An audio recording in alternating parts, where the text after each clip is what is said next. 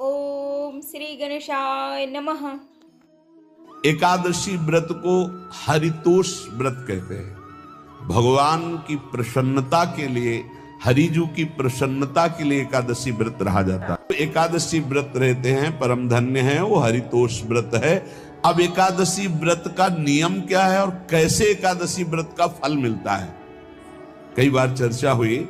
बहुत सुंदर तस्मा शास्त्रम प्रमाणम थे, शास्त्र प्रमाण के अनुसार इसे एकादशी रहनी हो और एकादशी का फल प्राप्त करना हो, उसको ये नियम पालन करना चाहिए। अथते नियमान वच्मि व्रते ह्रस्मिन् दिनत्रये, उसको 3 दिन, एक तो दशमी और एक द्वादशी और फिर बीच में एकादशी, उसको 3 दिन संयम में रहना होता है, तब बीच की एकादशी का उसे फल प्राप्त होता है। जिसे एकादशी व्रत रहना हो उसका नियम है कि दशमी के दिन कांसे के पात्र का त्याग करे।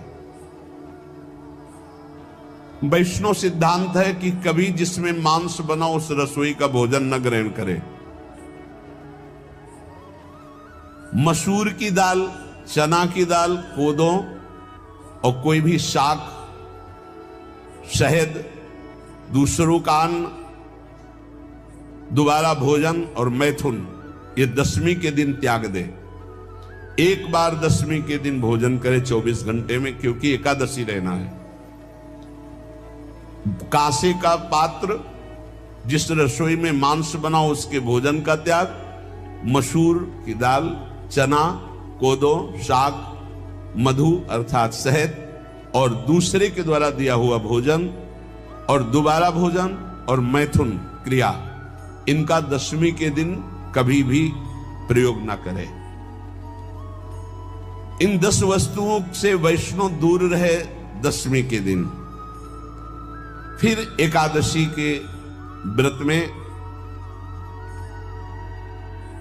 ये पीछे तो हम वर्णन कर ही चुके हैं, कहीं नहीं आया यहाँ कुटू का कचौड़ी पकौड़ी और सिंघाड़ा का हलवा और सावा, ये दुनिया के खीर और सब। एकादशी के दिन किसी भी तरह की गेम आदि क्रीड़ा ना खेले। जैसे अब आज व्रत है तो बैठे हैं अपना मोबाइल में गेम खेल रहे हैं, ऐसा कोई भी क्रीड़ा नहीं, द्वैत क्रीड़ा, किसी भी तरह का गेम, ये सब खेल नहीं। एकादशी के दिन उपासक को चाहिए कि वो किसी भी तरह की क्रीड़ा, मनोरंजन बिल्कुल नहीं।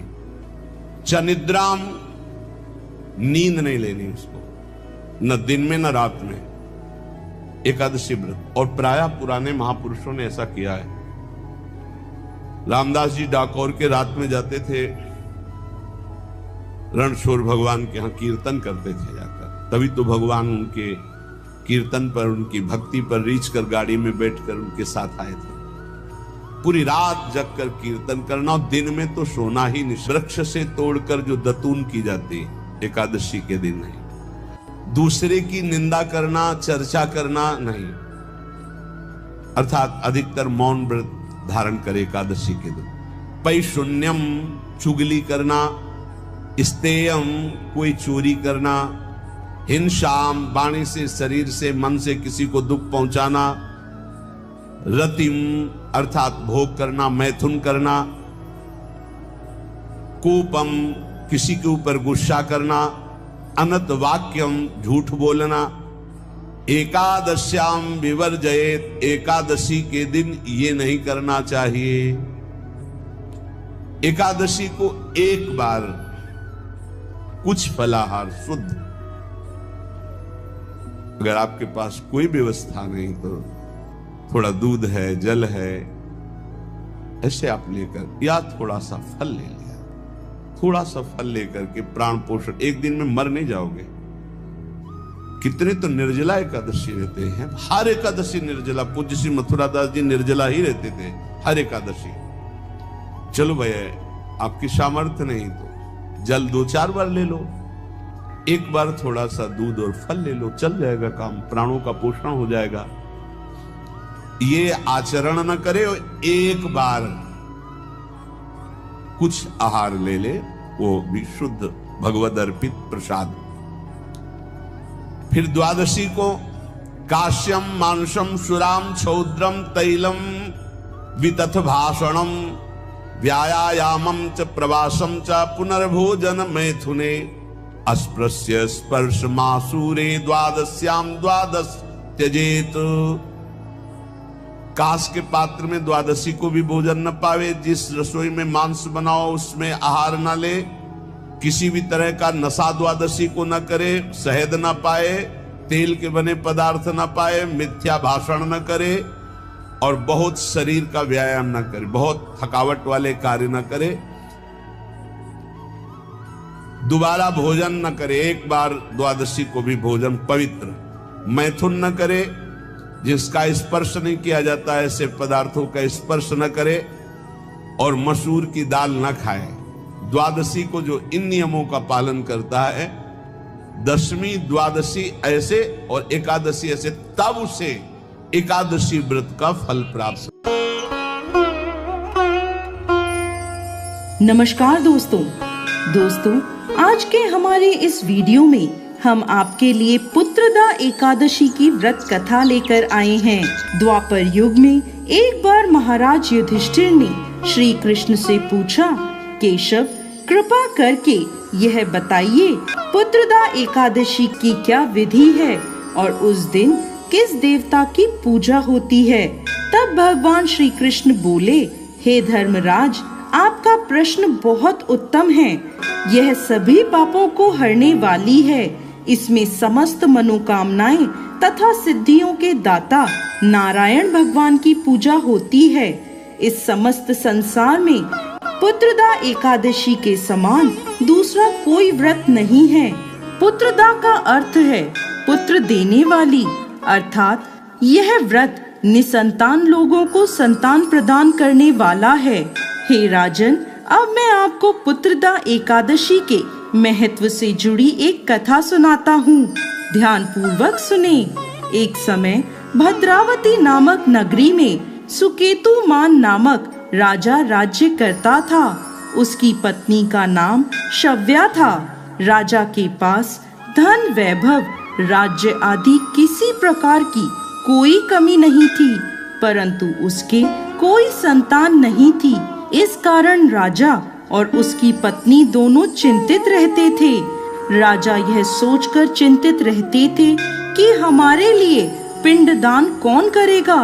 बिना पुत्र के पितरों और देवताओं का ऋण मैं कैसे चुकाऊंगा। अवश्य ही मैंने पिछले जन्म में कोई बुरे कर्म किए होंगे, इसलिए मेरे पुत्र नहीं हैं। राजा को इस प्रकार चिंता में डूबा देख रानी शव्या भी हर समय चिंतित रहती थी।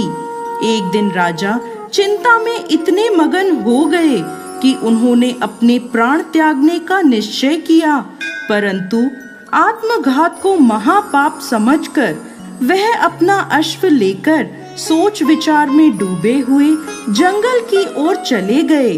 वहाँ अनेकों प्रकार के पक्षियों और पेड़ पौधों को देखते हुए राजा आगे चलते जा रहे थे।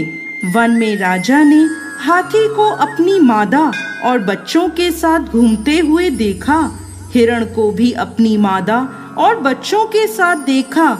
इसे देखकर राजा सोच में पड़ गए कि मैंने कई यज्ञ किए, ब्राह्मणों को भोजन कराया, फिर भी मुझे निसंतान होने का दुख प्राप्त हुआ।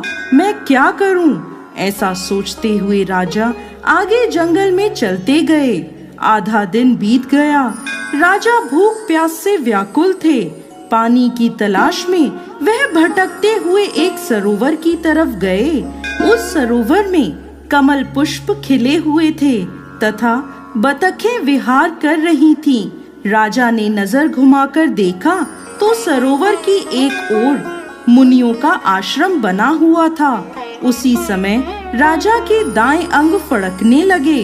राजा ने इसे शुभ संकेत समझा और घोड़े से उतरकर उन ऋषियों के आश्रम में गए। आश्रम में पहुंचकर राजा ने ऋषियों को प्रणाम किया और वहां बैठ गए। राजा को देख मुनियों ने पूछा, हे राजन, आपकी क्या इच्छा है? राजा ने पूछा, महाराज, आप कौन हैं और यहाँ किस लिए आए हैं? कृपा कर मुझे बताएं। तब वह ऋषि बोले, राजन, आज से 5 दिन बाद संतान देने वाली पुत्रदा एकादशी है। हम विश्व देव हैं और इस सरोवर में स्नान करने के लिए आए हैं। यह सुनकर राजा बोला, हे महाराज, मेरे कोई संतान नहीं है। यदि आप मुझसे प्रसन्न हैं तो मुझे पुत्र प्राप्ति का वरदान दें। यह सुन मुनि बोले, हे राजन, श्रावण मास की एकादशी का नाम पुत्रदा एकादशी है। यह निसंतान को संतान प्रदान करती है। आप अवश्य पुत्रदा एकादशी का व्रत करें और भगवान की कृपा से आपको पुत्र रत्न की प्राप्ति होगी। मुनि के वचनों को सुनकर राजा को संतोष हुआ और उसने महल में जाकर रानी शव्या को सारी बात बता दी और पुत्रदा एकादशी के दिन राजा और रानी दोनों ने पुत्र प्राप्ति की इच्छा से पूरे विधि विधान से पुत्रदा एकादशी का व्रत किया और द्वादशी के दिन पारण किया।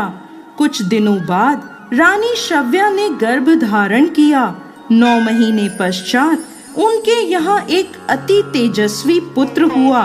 वह राजकुमार अत्यंत सुंदर, यशस्वी और प्रजा का पालन करने वाला राजा बना। श्री कृष्ण भगवान बोले, हे कुंती नंदन, पुत्र प्राप्ति के लिए पुत्रदा एकादशी का व्रत सर्वोत्तम है। जो मनुष्य पुत्रदा एकादशी के महत्व को पढ़ते या सुनाते हैं, वह सांसारिक सुखों को भोग कर अंत में स्वर्ग लोक को प्राप्त करते हैं।